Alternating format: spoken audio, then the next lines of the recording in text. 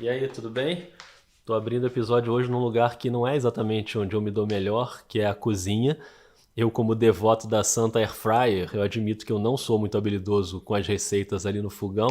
Eu acredito mais na parceria da geladeira com o micro-ondas, sabe? Aí funciona bem melhor pra mim. Mas assim, tem receitas e receitas, né? Cozinhar um macarrão, fritar um ovo, fazer um arroz, aí também é mole, né? Ó, uma xícara de arroz, um fiozinho de azeite na panela,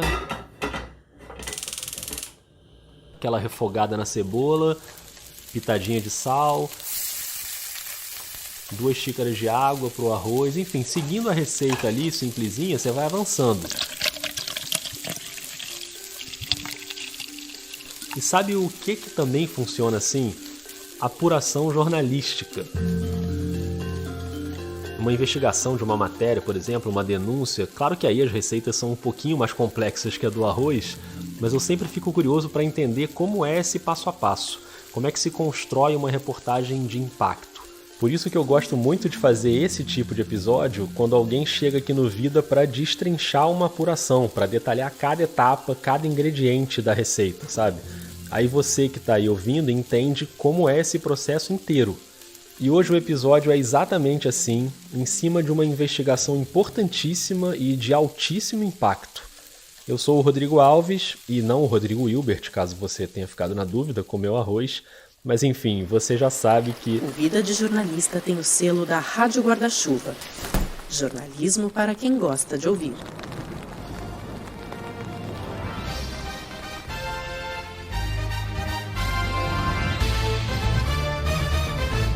Uma reportagem exclusiva do site ge.globo, dos repórteres Gabriela Moreira e Martim Fernandes, revelou que uma funcionária denunciou o presidente da CBF, Rogério Caboclo, por assédio sexual e moral. Esse áudio é da edição do dia 4 de junho do Jornal Nacional, mesmo dia em que o GE publicou às 3h51 da tarde a matéria com o título "Funcionária da CBF apresenta denúncia de assédio sexual e moral contra Rogério Caboclo". E no subtítulo tinha "Documento protocolado na entidade detalha comportamentos abusivos. Segundo o texto, Caboclo tentou forçar funcionária a comer um biscoito de cachorro, chamando-a de cadela".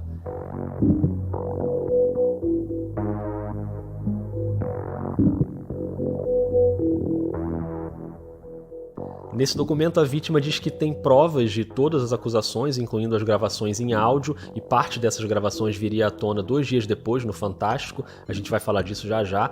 Mas eu queria muito que você prestasse atenção nas datas, porque o que a gente vai fazer aqui hoje é detalhar uma apuração que levou mais de um mês até chegar nesse 4 de junho em que a reportagem foi publicada. E é claro que quem vai te contar tudo isso é a dupla que assina a matéria, e que, aliás, eu sempre quis entrevistar aqui no Vida, separadamente. Os dois são jornalistas que eu admiro demais, e agora eles estão juntos em uma das apurações mais relevantes do ano e com um efeito prático. O presidente da Confederação Brasileira de Futebol foi afastado. Então eu chamei a Gabriela Moreira e o Martim Fernandes, e os dois toparam na hora, o que me deixou bem feliz. Acho que agora vai. Fala, Martim. E aí, tudo bom? Beleza, tudo bem? Maravilha. E aí, Gabi, tudo bom? Tudo bem. Só que tava tudo bem mais ou menos, porque a gente gravou a chamada usando o Zencastr, que geralmente dá super certo, mas aí teve um rolo técnico ali no início, eu tive que abrir uma outra sala, o áudio tava meio estranho. Vem cá, vê se meu áudio tá bom, Rodrigo. Tá ruim? Tá baixo? Tá baixo, tô te ouvindo baixinho. E agora? A gente ficou uns minutinhos ali apanhando do áudio e eu combinei com a Gabi para ela também gravar a voz dela no celular dela e me mandar depois, que aí a gente garantia um áudio limpo. Melhorou? Melhorou um pouquinho, ainda não tá muito alto, mas dá pra ouvir. Quando você bota o fone assim, quando você tava botando perto da boca, tava dando pra te ouvir bem. Então eu vou fazer isso. Aí eu seguro o celular com a outra mão. Gente, estou te obrigando a fazer uma ginástica aí, né? Desculpa. Não, tranquilo. Ou seja, a Gabi ficou 1 hora e pouco segurando o celular com uma das mãos e levantando o microfoninho do fone com a outra mão. Repórter sofre, né? Mas pelo menos o áudio ficou direitinho.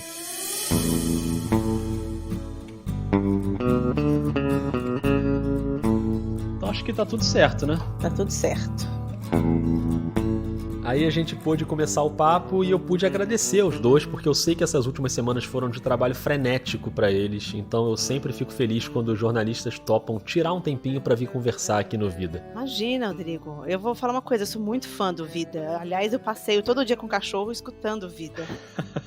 Não, muito legal, honra total. Pra gente que ouve, assim, né, e sempre se interessa pelas histórias atrás das histórias, né, e poder contar eu acho que é legal também. Então é isso que a Gabriela e o Martim vão fazer a partir de agora, contar a história por trás da história, dividir com a gente toda a apuração nesse caso da denúncia que levou ao afastamento do presidente Rogério Caboclo. E a história dessa apuração começa 45 dias antes da publicação da matéria sobre a denúncia. Foi no dia 20 de abril que esse tema chegou nas mãos deles. Então quem trouxe a fumaça para dentro do Grupo Globo que a gente trabalha foi o Paulo Vinícius Coelho, nosso querido PVC. No dia 20 de abril, ele mandou uma mensagem e falou assim: Gabi, preciso conversar com você, tem uma história para te passar. E eu imediatamente liguei para ele, e aí ele contou, falou: olha, parece que tem uma funcionária que se afastou lá da CBF acusando o presidente Caboclo de algum comportamento ali inadequado. Imediatamente a gente pensou que fosse assédio moral, porque isso já era algo que circulava dentro da CBF, de que ele vinha sendo muito grosseiro, com um comportamento errático, como gosta de escrever o Martim, eu acho ótimo. E aí eu liguei para 2 fontes e imediatamente as 2 me confirmaram. Falou, foi uma funcionária, realmente hoje, que é muito querida, ela se afastou por motivos de saúde, formalmente, mas informalmente tem mais coisa aí, vai atrás. Anotou essa primeira data aí? 20 de abril. Além do PVC, a Gabi chamou o Martim, chamou também o repórter Sérgio Rangel e eles montaram uma força-tarefa para começar essa apuração. Nós 4, né, cada um começou a falar com as fontes que cada um tinha, né? E aí a história cresceu muito e muito rápido. O que era parece que tem uma funcionária que saiu, por isso virou assim: aconteceu, foi no dia tal, as coisas são gravíssimas, tem gravação, tem áudio, tem prova, ela colocou na mesa que queria a renúncia dele, tem uma negociação para abafar o caso. A gente começou a ouvir de tudo, muita gente sabia. E aí, claro, como sempre acontece em casos assim, tem gente que exagera, tem gente que conta o que depois se prova que não é verdade. Tem o trabalho de ficar contrastando todas as informações até ir limpando o que não é verdade, né? Essa investigação conjunta durou 3 semanas, já tinha material suficiente para uma primeira matéria. E no dia 9 de maio, um domingo, a equipe manda uma lista de perguntas para a CBF pedindo um posicionamento oficial. A gente a CBF pediu mais um dia para responder no dia 10, pediu mais um dia para responder no dia 11, no dia 11 pediu mais um dia para responder no dia 12 e a gente estava esperando, né? A CBF nunca respondeu. Como não teve resposta, no dia 12 de maio, uma quarta-feira, foi pro ar a primeira matéria. Que é crise interna na CBF ameaça derrubar o presidente Rogério Caboclo, assinado por nós 4. E aí ali a gente contava tudo que a gente ouviu. Mas o cerco ainda não estava fechado, ainda faltavam algumas coisas naquela reportagem. Não tinha denúncia, não tinha ninguém falando em on, como a gente fala no jornalismo, né? Falando, se identificando, era tudo off, como a gente diz, né? Construir essa primeira reportagem lá atrás foi muito difícil, assim, porque não tinha denúncia, não tinha prova, não tinha on, só tinha uma quantidade muito grande de relatos e muito diversa. Sabe quando tem muitas pessoas que não se conhecem, que não tem nenhuma conexão, contando exatamente a mesma história? Então, essa foi a base da primeira reportagem que saiu lá no começo de maio.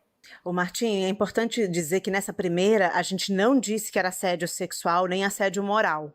A gente disse que era desvio de comportamento. Embora a gente tivesse a convicção jornalística de que houve, a gente sabia que eles iam contra-atacar, sobretudo o presidente podia contra-atacar com medidas jurídicas. Como é que a gente ia provar? Naquele mesmo dia 12 de maio, também saiu uma matéria do Pedro Ivo Almeida, da ESPN. A ESPN deu, algumas horas antes da gente, a informação de que tinha uma funcionária acusando o Rogério Caboclo. E o Pedro Ivo também não citava diretamente o assédio. A matéria da ESPN muito bem apurada também, mas a construção era um pouco mais sobre a crise que ela já estava gerando, né? No momento em que essas matérias da ESPN e do GE vão pro ar, já se sabia que existiam os áudios anos que a vítima tinha provas em áudio gravando conversas com o presidente. E a gente não conseguiu ouvir os áudios, mas a gente lia, as nossas fontes nos passavam trechos dos áudios. E o importante é que eram fontes de diversos locais, às vezes não só dentro da CBF, eram fontes também ligadas a pessoas, por exemplo, da vítima,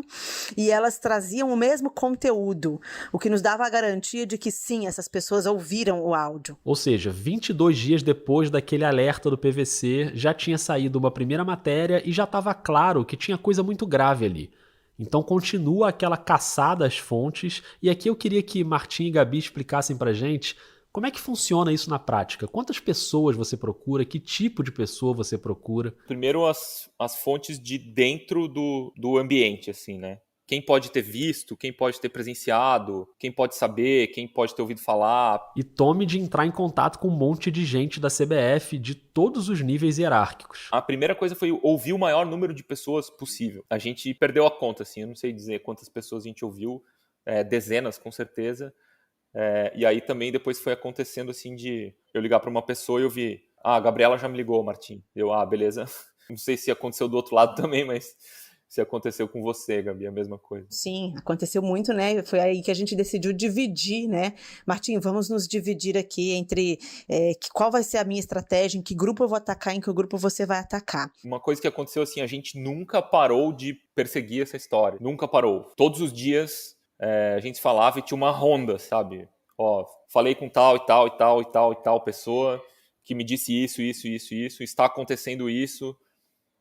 Em um determinado momento, a gente soube que havia um acordo em andamento, né? A negociação para um acordo. Olha, tem um acordo, foi uma minuta de um acordo para cá, foi um rascunho de um acordo para lá. Ela não topou os termos do acordo que a CBF propôs. A CBF agora está refazendo os termos do acordo para ver se consegue agradá-la. Vai checar de novo com as pessoas. Não tem acordo. Como não tem acordo? Tem sim, eu ouvi que falar. Uma apuração que não para, e eu sei que você que está ouvindo talvez já esteja aí se perguntando, beleza, dezenas de fontes, um monte de ligações, um monte de mensagens, mas ainda não apareceu a pessoa mais importante dessa história toda, né? A vítima. Inicialmente, a gente o que fez? Procurou ela. A funcionária da CBF estava no radar da Gabi desde o primeiro dia. E aqui eu te convido para ouvir com muita atenção esse relato, porque ele diz muito sobre uma coisa que as reportagens nem sempre mostram, que é essa relação entre repórter e fonte. Uma relação que nesse caso era de mão única. Nesse primeiro dia aí que o PVC liga, uma pessoa que já me dá o nome dela, que o PVC não tinha me dito o nome, uma pessoa me confirma, me dá o nome e também me dá o telefone dela. Então, imediatamente eu mandei uma mensagem. Mas cada mensagem, Rodrigo, eu acho que isso fez muita diferença. Cada mensagem eu era muito cuidadosa ao enviar para ela. Isso no WhatsApp, né? No WhatsApp. E depois também no Instagram. E quando eu digo enviar mensagem para ela, eu digo, de fato, foi um monólogo. Durante semanas, eu só enviei mensagem para ela. Ela nunca me respondeu, tá? Mas ia dando um conforto na gente de que ela não bloqueava. Depois desse tempo todo insistindo, mas respeitando aquele silêncio, né, que vinha em troca, começaram a chegar alguns sinais. Mas não dela, diretamente. Aí a gente começou a ter informações muito próximas a ela, por alguns elementos que nos procuraram de forma anônima. E essas pessoas iam dando algumas dicas do tipo: vocês não tiveram ainda nenhuma resposta dela, porque ela está muito abalada. Mas, Gabriela, continue falando da forma como você está falando, porque você está no caminho certo. Toda vez que você manda uma mensagem, ela lê, ela chora, mas ela reflete. E eu acho que, com o tempo, ela vai se sensibilizar. Então, assim, isso começou a encorajar bastante a gente, né? De que realmente ela estava lendo, ela sabia dos nossos propósitos, sabia dos nossos cuidados, e eu fui fazendo compromissos com ela sem ela aceitar. Mas eu fui fazendo compromissos. Olha, eu respeito o teu tempo, eu sei que você não quer falar, eu também acho que você tem que ter seu tempo, mas eu te peço o seguinte: quando você falar, por favor, nos procure. A gente realmente quer fazer uma matéria a respeito disso, mas uma matéria verdadeira, uma matéria fidedigna, uma matéria que possa realmente mostrar o que aconteceu e tal. Enfim, então isso foi dando uma segurança pra gente, que a gente estava cercando todos os lados.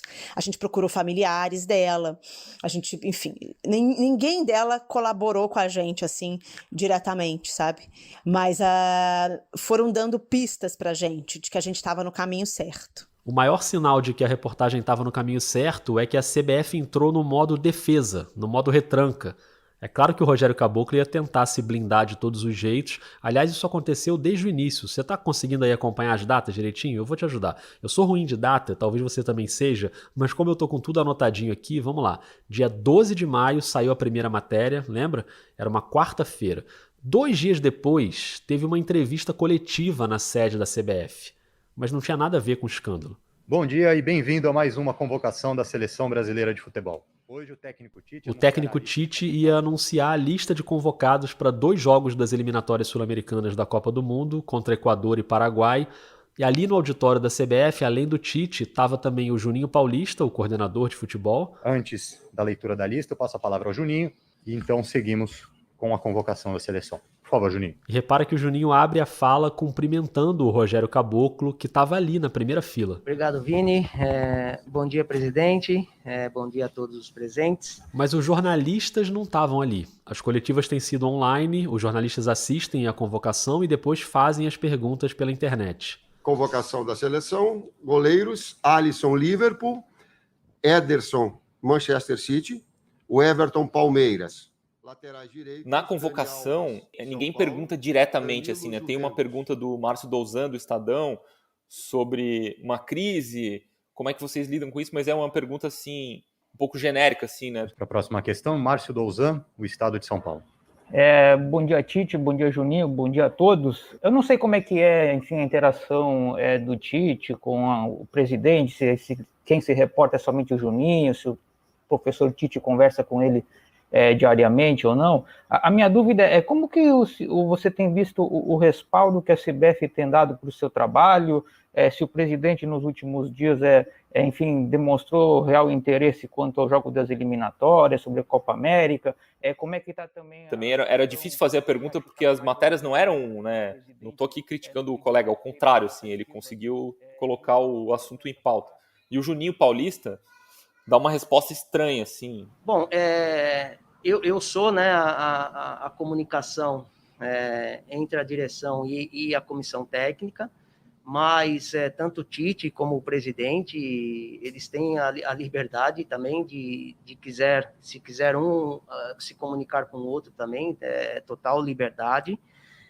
O que eu posso dizer é que a gente tem acompanhado na imprensa o que foi publicado, mas que esse assunto ele não interferiu no nosso dia a dia, na nossa dinâmica de trabalho. Então, o trabalho seguiu normalmente durante esse período. Ele meio que responde o que não lhe foi perguntado. Essa pergunta foi no começo da coletiva, e aí lá no fim, antes do encerramento, o Juninho pede a palavra ao assessor. Vini, antes de encerrar a coletiva, eu só gostaria de complementar, nós tivemos uma questão do Douzan, né, do Estado de São Paulo, e só para completar, ele perguntou sobre o respaldo, né, da presidência, então, complementando a resposta, sim, nós estamos tendo o respaldo total, né, nós, né, que eu digo o Departamento de Seleções, né, Branco, eu e você, comandando os departamentos, estamos recebendo, sim, continuamos recebendo o respaldo total por parte do presidente Caboclo. Volta meio que para dar uma satisfação para o presidente, que está na primeira fila.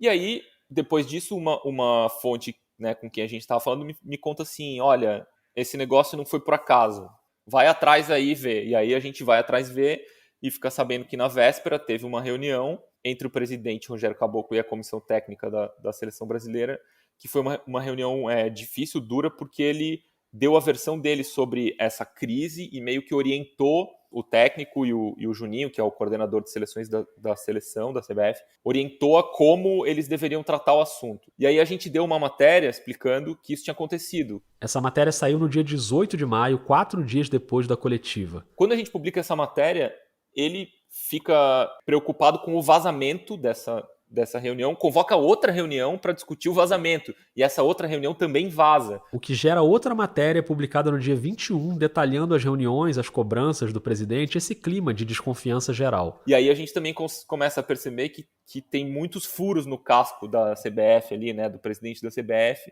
E isso também ajuda a gente a procurar novas fontes, falar com outras pessoas. Outras pessoas passam a nos procurar, pessoas que a gente não tinha atingido até então, nos procuram para dizer, olha, além disso teve isso, além daquilo teve esse outro. Essa apuração toda continuava à distância, no telefone, e o único jeito era conseguir acesso de alguém lá dentro, porque ainda tem uma dificuldade extra. É que é uma entidade muito fechada, que não precisa prestar contas a ninguém, né? Pelo estatuto, a CBF não pode receber dinheiro público. Isso mantém a entidade longe do radar de Polícia Federal, Ministério Público, Tribunais de Contas. Todos os organismos de controle ficam longe da CBF. Então, para fazer uma investigação desse tipo, como a que a gente fez, a gente precisa falar com as pessoas lá dentro, né? A gente não tem nenhum tipo de ajuda externa, não tem um promotor, não tem um juiz, não tem um auditor de um tribunal de contas, não tem polícia, enfim. Sem a ajuda de nenhum órgão de controle, dava uma angústia ainda maior o fato de não poder ir lá, entrar no prédio. A coletiva, como você viu, era online, os jornalistas não iam até o edifício da CBF, só que a Gabi ganhou uma chance. Eu fui escalada para fazer uma entrevista exclusiva com o Leonardo Gaciba, que é o presidente da comissão de arbitragem, para falar sobre a implantação do VAR no Campeonato Brasileiro. E aí o meu chefe falou assim, Gabriela, você vai? Eu falei, opa, com todo prazer. Eu só não prometo voltar da CBF. Eu acho que eu vou ficar escondida lá dentro de um banheiro. Se eu não voltar é porque eu tô lá. Um dia antes dessa entrevista, uma fonte falou para ela. A CBF está em polvorosa por conta de uma matéria que você vai fazer. É sobre o caso? Você está vindo aqui entrevistar o presidente? Eu falei, não. E fiquei na minha. Eu estava indo entrevistar o Leonardo Gaciba. Só que aí, simplesmente, no dia seguinte, horas antes da entrevista, a CBF cancelou a minha entrevista. E não explicou por quê. Disse que era um problema técnico. E não me deixaram entrar na CBF. Eu achei péssimo isso. O jeito era continuar conversando com as fontes, pacientemente, e com a cautela também de não espalhar muito a apuração, porque a apuração é segredo também, né? Você não quer que outros veículos saibam. Então foi assim desde o dia 20 de abril, ao longo de toda essa investigação, até que ali no meio de maio algumas fontes começaram a avisar. Olha, Gabriela, me ligou fulano da ESPN, me ligou fulano do UOL, me ligou fulano da Folha. Aí Martim, a gente vai perder essa história, meu Deus, Martim.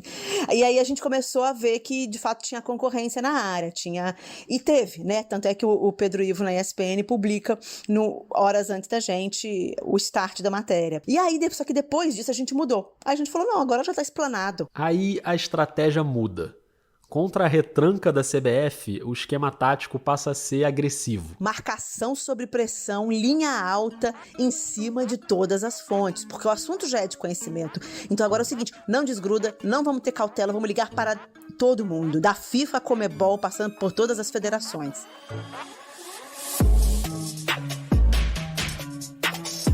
Já a gente vai saber o resultado dessa marcação-pressão, um resultado que começou a ficar mais concreto, assim, do nada. Num dia que eu tava fazendo arroz.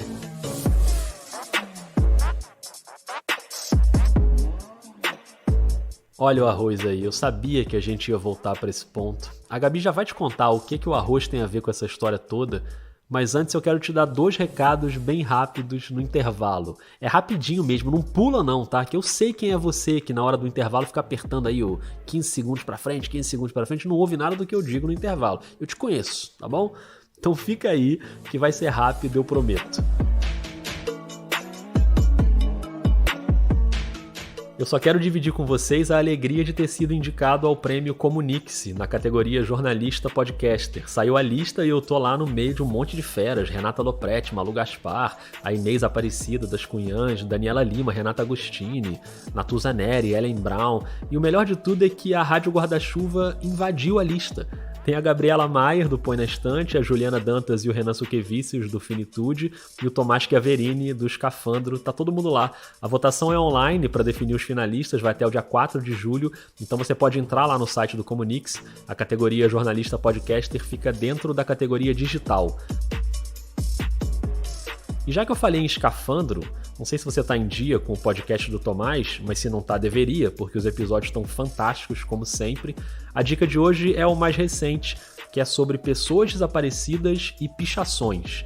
Se você quer saber como o Tomás costurou esses dois temas, vai lá, o episódio se chama Gente Invisível Não Estraga a Parede. E agora eu vou voltar no arroz, primeiro para ser muito sincero contigo e dizer que aquela cena que você ouviu na abertura do episódio, ela é 100% fake. Desculpa, eu nem entrei na cozinha para gravar aquilo, montei tudo com um banco de efeitos sonoros, mas você curtiu o barulhinho da cebola refogando, que eu sei, né?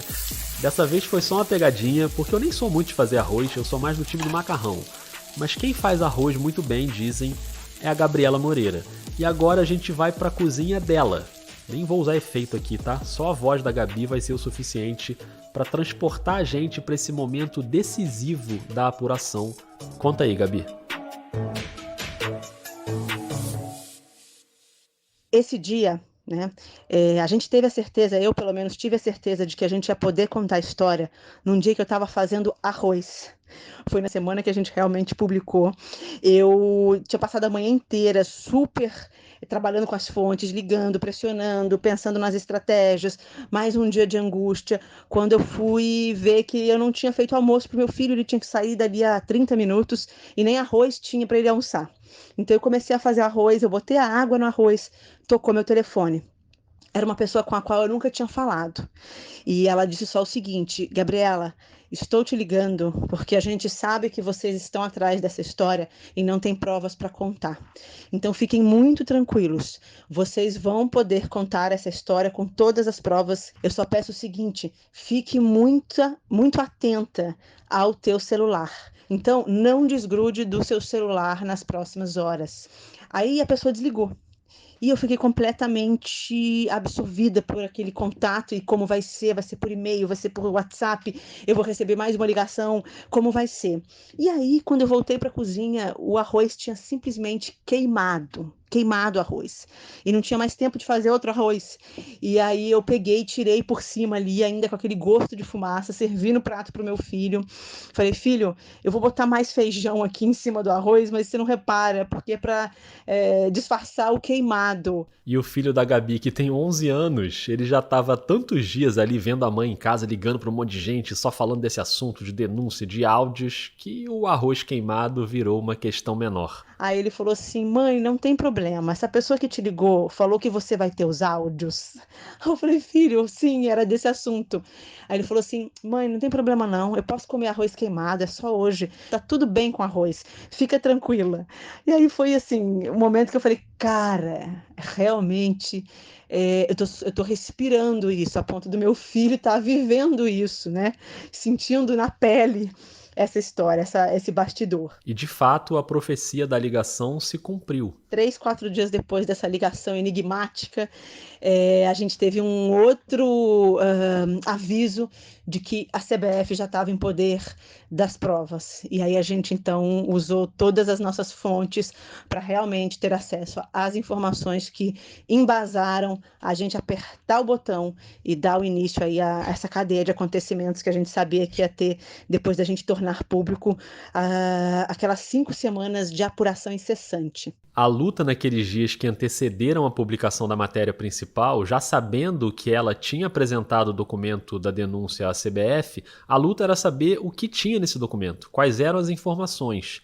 E uma apuração que não só era em off, mas era também a partir de fontes anônimas. Eu e Martim continuamos sem saber quem que foi que enviou para a gente essas informações que puderam embasar a matéria da sexta-feira.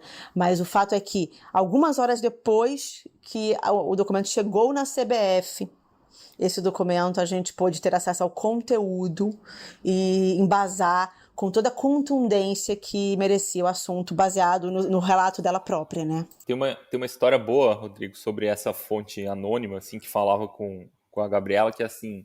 Um dia eu liguei para um cara que é externo, não trabalha dentro da CBF, mas tem acesso, circula, enfim. Liguei assim para... Eu achava que ele não sabia muito, mas eu liguei para tirar uma temperatura, assim, né? E não falei para ninguém que eu liguei pro cara. Não falei pra Gabi, não falei para ninguém. Porque a gente não compartilhava todas as fontes também, né? Algumas a gente sabia e algumas a gente não contava um pro outro, assim. Então era... Porque dependendo do que as fontes pediam, né? Era tipo, cara, não fala pra ninguém que eu tô falando com você. beleza, combinado. Então, e nesse caso específico, eu liguei para uma pessoa só para ver, você tá sabendo, o que você sabe? A gente ouviu isso aqui, ouviu tal. E essa pessoa me falou algumas coisas, né? Eu tô sabendo disso, tô sabendo daquilo, isso aqui eu nunca ouvi falar, tal. E era um sábado. Eu não falei para ninguém, falei, anotei lá nas minhas anotações, acrescentei. Mais tarde nesse dia, essa fonte anônima da Gabi manda um e-mail para ela falando assim: que bom que o Martim ligou pro fulano. Isso foi importante porque tal coisa. Eu falei, não é possível. E eu voltei nessa pessoa e falei, vem cá, com quem que você falou? Porque a informação deu a volta e chegou ali. Não falei com ninguém, só falei no máximo com uma pessoa, tal. E aí a gente começou a imaginar também quem poderia ser, as ligações, quem fala com quem, como que a informação circula, porque também a gente é uma organização que tem, sei lá, a gente falou com dezenas de pessoas, é óbvio que elas também se falavam entre si, né? Assim, a gente não compartilhou fontes, algumas delas nem com a chefia. A gente até disse, olha, a gente não vai compartilhar alguns nomes, etc., para segurança mesmo. E a chefia disse, ok, a gente só precisa das provas aqui mesmo para a gente poder avançar nessa história. E a essa altura, você que está ouvindo já percebeu o cuidado enorme para proteger as fontes. A gente já falou várias vezes sobre isso aqui no Vida. Quando você está numa investigação desse tipo, há um risco enorme de represália em cima das fontes e às vezes é uma ameaça física, né? Então você tem que tomar muito cuidado para não expor. Em relação à vítima, então, nem se fala. O nome a gente, obviamente, não ia dar, e nem internamente. Embora, Rodrigo, o nome seja algo que, por exemplo, dentro da CBF as pessoas sabem, né?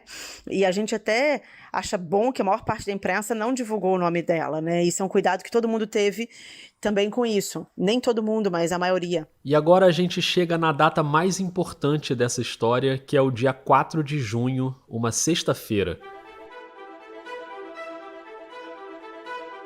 Naquele momento, Gabi e Martim já tinham as informações necessárias para cravar que existia a denúncia, que existia um documento protocolado na CBF. Então vamos tentar levar você, ouvinte, para dentro da redação do Esporte da Globo, na Barra da Tijuca, no Rio de Janeiro, na manhã daquela sexta-feira, quando a chefia convoca uma reunião para bater o martelo. Tava, né, o Martim, um Uber, eu já tinha chegado na TV, alguns diretores já tinham chegado na TV, outros estavam de casa, a gente chama uma reunião, eles chamam a reunião lá por videoconferência, a gente vai pra sala de guerra lá da TV e eles pedem pra eu narrar, eu não compartilhei, a gente não compartilhou as informações em natura com eles, tá? E aí a chefia fala pra gente o seguinte, a gente já ouviu o suficiente, toda a apuração de vocês está aí, publica. Acho que essa é a palavrinha que os repórteres mais gostam de ouvir dos chefes, né? Então estava liberado para publicar e ainda teve uma preocupação para tentar incluir na matéria o lado da CBF. O Martim avisou para eles que o material seria publicado, mandou outras perguntas, mas a CBF indicou que não responderia, como vinha sendo desde o início. Porque era uma relação que foi desgastada. Durante 5 semanas eles nos enrolaram, né? Inclusive, uma das maneiras de enrolar era responder que não havia nenhuma denúncia formal sobre esse tema. Isso aconteceu em uma das vezes em que a Gabi pediu respostas para a CBF. Eles mandam uma resposta formal dizendo que não chegou ao canal de ética nenhuma denúncia sobre o caso. Eu vou te falar que eu mandei essa resposta para ela. Eu mandei essa resposta. Eu falei, é fato que não existe nenhuma denúncia no canal de ética, eu precisava checar com a fonte. Ela nunca me respondeu. Mas ali talvez ela tenha visto que ela não tinha feito nenhuma denúncia e que a CBF se defendia atrás disso. O fato é que em algum momento depois disso ela decidiu fazer a denúncia formal. A Gabi e o Martim tiveram acesso às informações que estavam nessa denúncia. Então a gente volta para aquele momento na redação, porque estava na hora de escrever e publicar. Aliás, acabou de rolar aqui no vídeo um episódio sobre texto, né? Você ouviu? Então imagina a tensão de escrever esse texto com a adrenalina lá no teto. E aí foi um texto ali escrito a muitas mãos, porque outras pessoas ajudaram a escrever, né, editores e tal, mas basicamente a Gabriela escreveu, eu escrevi um pouco, um sentava no computador, o outro levantava ali e tal, escreve isso aqui, tira isso, muda essa palavra, esse título aqui e tal. E ao mesmo tempo tinha uma uma necessidade de confirmar que a denúncia era verdadeira, ela tinha chegado, ela tinha sido aceita, então tinha uma série de confirmações que eram necessárias para poder publicar, né? E essas confirmações foram sendo feitas ali enquanto a matéria era escrita, assim. As confirmações rolavam, as informações chegavam. E ao ler as informações, eu vou te falar, eu tenho pressão baixa, mas nesse dia eu não tenho dúvida de que eu tive um pico de pressão, porque a minha cabeça explodiu imediatamente na hora e ela turvou a minha imagem, a minha visão turvou. A gente lia as informações e absurdamente comprovava tudo que a gente tinha apurado. A nossa visão, minha visão foi ficando turva na hora, sabe? Porque a gente sabia que à medida que a gente apertasse aquele botão, a cadeia de acontecimentos ia ser startada, né? E a gente sabia que com aquelas informações tinham chances enormes do presidente ser afastado. Às 3h51 da tarde de sexta-feira, dia 4 de junho, o botãozinho de publicar foi apertado e foi pro ar a matéria com o título que a gente citou aqui no início do episódio. Funcionária da CBF apresenta denúncia de assédio sexual e moral contra Rogério Caboclo. A repercussão foi gigantesca, foi imediata, e a seleção brasileira estava em ação naquela noite. Lembra da convocação do Tite para os jogos contra o Equador e o Paraguai nas eliminatórias? Pois é, o jogo contra o Equador era exatamente naquela sexta. Bem deixada para Neymar, arriscou, bateu de longe! Explodiu no peito do goleiro Domingues. Tinha um clima de crise ali no ar, sem saber se os jogadores iam aceitar disputar a Copa América. Lembra disso? Eles acabariam concordando em jogar. Nosso posicionamento todo mundo sabe. Acho que está mais claro, impossível. A gente deixou claro para todo mundo qual é o nosso posicionamento e o que nós pensamos da Copa América. Existe respeito, existe hierarquias que temos que respeitar. Claro que queremos dar a opinião nossa. Mas no meio desse caminho, no domingo, veio o impacto maior da reportagem. Rogério Caboclo momentaneamente não é mais presidente da CBF. O dirigente foi afastado por 30 dias neste domingo por uma decisão da Comissão de Ética, depois que o Globo Esporte revelou que uma funcionária da entidade acusou ele de assédio sexual e moral. Essa é a Cecília Flash na Globo News, pouco depois da publicação da matéria no GE, assinada pela Gabi, pelo Martim e pelo Rafael Zarco, anunciando o afastamento. Mas o domingo estava longe de acabar. Ainda tinha o Fantástico, que revelou parte dos áudios gravados pela funcionária. Essa foi outra apuração frenética. Os áudios a gente conseguiu no sábado. A gente tinha pedido os áudios para muita gente. É 1 hora de áudio, tá? Que tem. Mas a gente não teve 1 hora, a gente teve até agora 10 minutos de áudio. Vocês não tinham nem ouvido, né? Não é que vocês já tinham e não podiam publicar. Não tínhamos ouvido. A gente já tinha lido trechos, porque pessoas ouviram e transcreveram. Durante o processo, em alguns momentos foi nos dada a oferta de apenas ouvir sem gravar. E aí eu falava assim, eu preciso de pelo menos 1 minuto para poder dizer, a gente ouviu e a gente tem de posse 1 minuto e a gente sabe que esses áudios existem. E aí as fontes diziam, não, vocês não podem dizer que tem. Então eu vou deixar vocês ouvirem, mas vocês não podem. E a gente não conseguia passar dessa parte e acabou que a gente não conseguiu nem ouvir. As pessoas não confiaram na gente de que a gente só ia ouvir. E ficava pensando também como, né? A gente vai ouvir como? Vai ligar alguém e vai botar no nosso ouvido? A gente pode gravar. Então tinha uma desconfiança mútua, né? Mas no sábado o Fantástico virou e falou, e aí, como é que a gente avança? A gente consegue ter ela para entrevistar? A gente consegue os áudios de hoje para amanhã? E aí a gente assim, meu Deus, tem 5 semanas que a gente tá tentando isso. Mas eu tenho fé. Martim, vamos vencer mais essa, vamos conseguir esses áudios. E aí a gente voltou em todas as fontes que tinham os áudios e voltamos a pedir, olha, a gente precisa esse domingo, uma matéria que o Fantástico vai dar especial atenção, o caso é chocante, a gente precisa mostrar para as pessoas, etc e tal. E aí a gente continua sem saber quem enviou. Eu recebi alguns e-mails de pessoas anônimas e este áudio veio por mais uma pessoa anônima que não tinha nos procurado até então e que manda o áudio pra gente. E aí a orientação era: não compartilhe esse áudio. De jeito algum, faça de alguma forma que possa identificá-la. Então, eu não compartilhei nem com o Martim desse dia, né, Martim? A gente corre com o pendrive. Apenas o editor de imagem teve acesso a tudo. Ele faz um copião, tira as partes dela e deletou todo o resto, né? E então, a gente até agora não sabe se foi pressão do Martim, se foi pressão minha, o que aconteceu para chegar até nós, né? Tinha um intermediário com quem eu estava falando, que falava com uma pessoa que supostamente tinha o áudio, né? E que tinha me prometido o áudio. Vou te dar, tal. E aí chegou no sábado à tarde, e eu falei, pô, você me prometeu e descumpriu. E o cara falou, não, já tá aí. Eu falei, como já tá aí? Eu não recebi nada. Ele falou, checa aí e tal. E aí eu fui falar com a Gabi e falou, não, já tá aqui, a gente já recebeu. Eu falei, então beleza. então chegou. Chegou e o Brasil todo pôde ouvir na noite de domingo. O Fantástico traz agora com exclusividade trechos de um dos áudios que estão na denúncia de uma funcionária contra o presidente afastado da CBF, Rogério Caboclo. A secretária disse que decidiu gravar o chefe porque se sentia constrangida com o assédio, que acontecia havia mais de um ano. Ela promete levar o caso à justiça. A reportagem é da Gabriela Moreira e do Martim Fernandes. O coração tá no cabeção ou no pilotão? A voz que você ouviu é do presidente da Confederação Brasileira de Futebol, Rogério Caboclo. A pergunta foi feita à secretária pessoal dele. Cabeção e pilotão é como o dirigente se refere a 2 outros funcionários da CBF. Ela responde que não estava dividida entre nenhum dos 2, estava sozinha e muito bem assim. O dirigente continua a conversa, contando detalhes da vida amorosa dele. Essa mulher faz 26 anos. Já apaixonei, pirei por amor.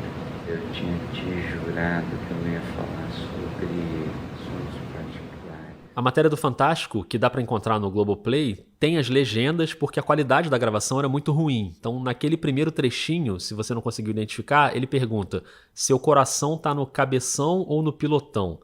E nesse outro trecho ele diz: eu conheço minha mulher faz 26 anos, já apaixonei, pirei por amor. Eu tinha te jurado que não ia falar sobre assuntos particulares. E nos áudios seguintes, ele passa muito desse limite, fala uma série de grosserias. Em nenhum momento o Fantástico reproduz a voz da vítima, né, para preservá-la. Então, foi assim, eu estava me sentindo com muita responsabilidade de protegê-la, né? Não só de protegê-la, mas também de proteger outras pessoas que eram citadas pelo presidente na gravação, né? Agora tenta imaginar a cena da Gabi na ilha de edição, só ela e os 2 editores do Fantástico, tendo acesso àquele conteúdo e decidindo como tratar aquele material. Então, quando a gente começa a ouvir na ilha e a gente dá ganho porque ele fala de uma forma muito pastosa, né? A voz dele estava muito ruim. A gente teve o trabalho de checar com o perito se a voz era dele, etc. E aí, quando a gente dá ganho na imagem, começa a trabalhar no áudio e começa a trabalhar, eu te confesso que eu fiquei um pouco envergonhada com o conteúdo, porque eu estava na frente de 2 editores que eu nunca tinha visto na vida, que eram os editores do Fantástico. Daquele dia eu não conhecia. A gente trabalha no esporte, vai lá eventualmente, né? E eles ouviam aquilo tudo, e assim, em alguns momentos, ele usa palavras de muito baixo calão, né? A gente escolheu 1 ou 2 frases para colocar ali na matéria do Fantástico e cumprir, né? Mas a gente deixou de fora diálogos que são muito baixo nível. Muito degradantes, assim. Muito degradantes. E que expõe, inclusive, muitas pessoas sobre as quais ele falava, a intimidade das pessoas sobre as quais ele falava. Então foi um momento ali meio que de um pouco de acanhamento diante da situação, porque eu era a única mulher ali ouvindo aquelas barbaridades todas, embora para mim tivesse tanto problema, mas era um pouco... Eu vi que as pessoas ao meu redor estavam constrangidas de estarem ouvindo aquele diálogo. Então, foi uma decisão tomada ali por nós 3, eu, Renato Nogueira, o André Alanis e o Martim também com a gente. O que a gente põe no ar? O material foi pro ar depois de quase 2 meses de apuração, tanto as matérias no site como os áudios no Fantástico. O efeito veio, porque o Rogério Caboclo foi afastado. E eu fico imaginando qual é o sentimento dos repórteres nessa hora. É muito estranho, assim, pra mim é inédito esse resultado tão direto, assim. Outras reportagens que eu fiz sobre corrupção e tal tiveram alguma consequência, mas nada desse nível, né? Nada de o presidente da CBF ser removido do cargo, né? Ainda que temporariamente. A gente é muito descrente das consequências do mundo do futebol, né? Assim, o futebol é um mundo que se protege muito, né? Imagina, o FIFA Gate aconteceu e o presidente da CBF que foi indiciado continuou sendo presidente por 3 anos, sem poder viajar para fora do Brasil, com a FIFA na cola dele, com o FBI na cola dele, e assim, a gente tem um ceticismo muito grande quando se trata de futebol, de dirigentes de futebol, né? Então, foi meio inacreditável. Eu acho meio inacreditável até agora, assim, que tenha acontecido, sabe? Rodrigo, e além disso tudo que o Martim tá falando, tem uma coisa que me incomoda toda vez que a matéria que a gente faz, eu também já fiz muitas matérias que tiveram impactos, não com o presidente da CBF, mas tiveram impactos assim de rupturas, de mudanças, de receber parabéns, vocês derrubaram o presidente da CBF. É uma frase que me incomoda muito. Eu não fico falando, pagando textão para todo mundo que fala isso, mas me incomoda porque não é o nosso objetivo derrubar ninguém, né? E outra coisa, Rodrigo, essa história não acabou, né? Essa história não acabou.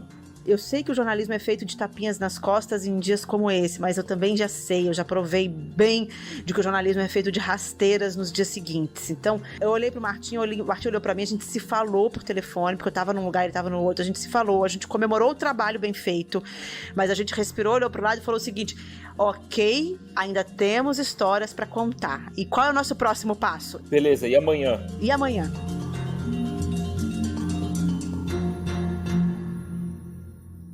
O Amanhã já tá aí, a apuração continua. No dia 10 saiu uma reportagem espetacular deles, contando muitos detalhes de bastidores dos últimos dias do Caboclo na presidência, antes do afastamento. Depois, no dia 15, sai uma outra matéria dizendo que a CBF fez uma varredura na própria sede e encontrou escutas ilegais que tinham sido instaladas.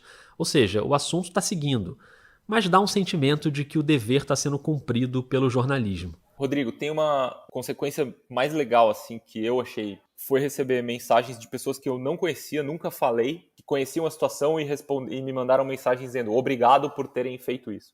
Porque o clima no prédio era muito difícil, todo mundo sabia dessa história, que bom que vocês fizeram isso, obrigado pelo trabalho de vocês. De gente que eu não sei quem é, entendeu? Mas tem uma pessoa em especial que o Martim e a Gabi sabem muito bem quem é.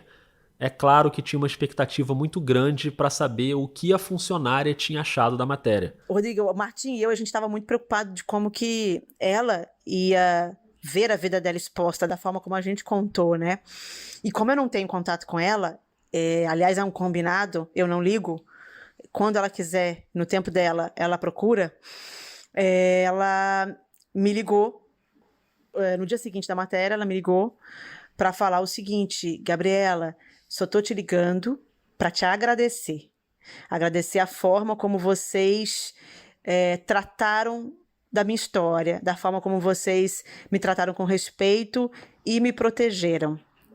Aí eu falei com ela, olha, eu estava esperando a sua ligação, porque sinceramente, a gente tomou todos os cuidados possíveis, mas a gente nunca tem controle de como que as pessoas vão interpretar as histórias e que julgamento as pessoas vão fazer, e o quanto que você ia achar que isso era fruto do nosso trabalho. Então eu fico muito feliz. Aí eu perguntei, você está aliviada? Ela falou assim, de certa forma estou. Mas ao mesmo tempo eu sei que eu tenho muita coisa pela frente. E eu quis continuar a história fazendo uma pergunta. Ela falou, por favor, eu só te liguei para te falar isso, tá bom? Obrigada, um beijo.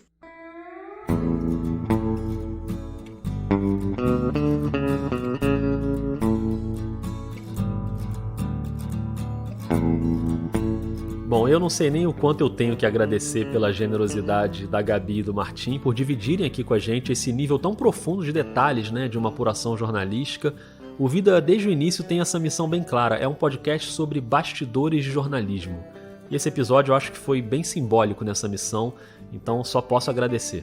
Não, obrigada, Rodrigo. Eu que agradeço mesmo você ter aberto esse espaço, porque, como eu te disse, eu sou super fã do Vida, escuto sempre, me inspiro nas trajetórias dos nossos colegas e acho que jornalismo é feito disso mesmo, de experiências que a gente troca, o que funcionou com alguns, o que não funcionou, para a gente tentar fazer de uma forma coletiva um trabalho melhor. Mas obrigada pela atenção e ouvidos.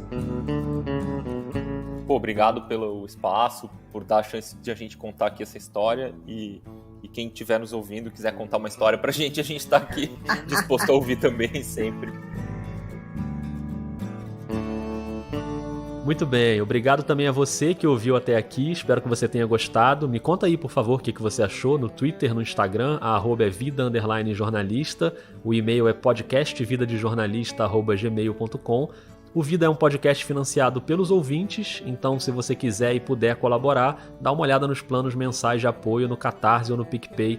Esse apoio é muito importante, ainda mais agora que eu estou me dedicando 100% ao projeto. Eu optei por sair do meu trabalho, né, para fazer isso aqui.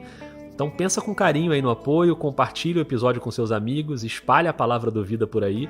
E não esquece do Prêmio Comunique-se, que está com a votação aberta, tem um monte de gente boa entre os indicados. Eu volto daqui a 15 dias. Um beijo, um abraço e cuidado para não queimar o arroz, tá?